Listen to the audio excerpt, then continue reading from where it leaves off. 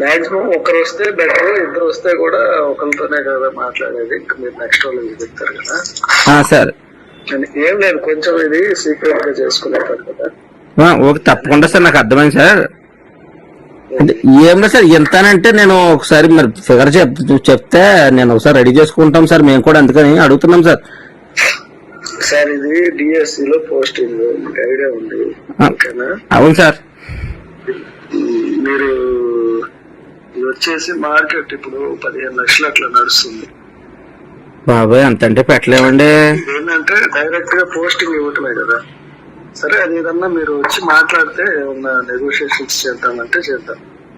సరే సార్, అయితే ఓకే అండి, నేను మాట్లాడతాను ఓకేనా? అలాగే అండి.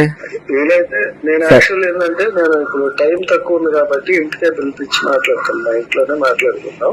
ఓకే సార్, అలాగే సార్, కొంచెం పర్సనల్ గా వస్తే మాట్లాడి చేద్దాం. తప్పకుండా సార్.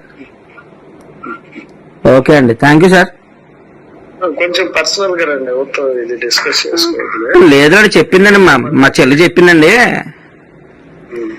పోస్ట్ ఇంపార్టెంట్ కదా సార్, మా ప్రజెంట్ వస్తామండి, చూసుకుంటాం సార్. వాట్సాప్ కాల్ ద్వారా బేరం ఆడుతున్నటువంటి పరిస్థితిని, ఆడియోని ఇప్పుడు నేను రిలీజ్ చేయడం కూడా జరిగింది. ఇది ఏ నెంబర్ నుంచి కాల్ వచ్చింది?